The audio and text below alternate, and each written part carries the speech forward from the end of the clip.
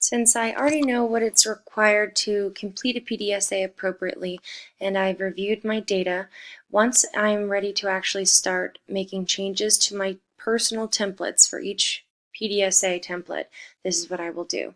So I happen to have the argumentative writing PDSA 1 open, but this is the same process you'll follow for all four. I identify here one strength of the assessment that I need to keep the same for next time. That means I'll look at my rubric and see something that I did relatively well, and I'll write that here. And then the second part says, what are two weaknesses? Two specifically, so make sure we don't forget about the two of this assessment that I need to change to improve for next time, and I will write that here.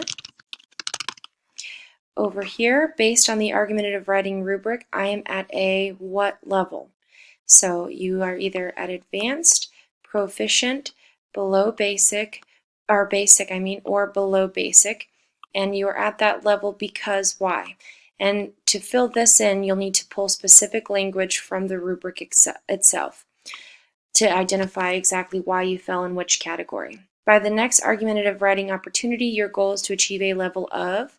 So for instance, if I happen to fall in the below basic category right now, but I'm really close to basic, then I might actually set myself a goal of being at the proficient level. If I know that this is something I struggle in though, and I'm currently at basic, I might just think about moving up one level. And you explain what the rationale is for having that goal. So again, if you plan to move from below basic all the way up to proficient, and you're skipping one level and going to the next, what's the rationale for that? What do you think you'll be able to do well or grow quickly in?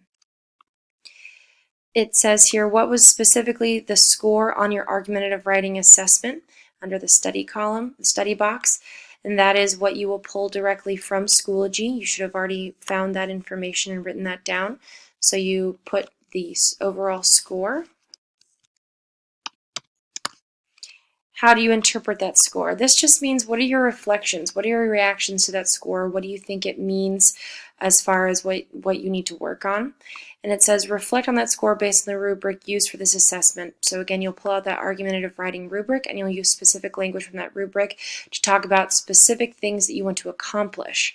The plan part talked about the actual score. The study part is focused on what you're going to do to improve on that score. So if it says something about elaborating on your evidence, then you're going to reflect here on how you can become better at finding and using evidence in your argumentative writing. Here it says, what do I need to do in order to be successful to meet my goal?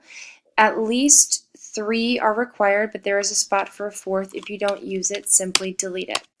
At the end, all of these things should be filled in, and you'll be able to use this document to insert it into your portfolio.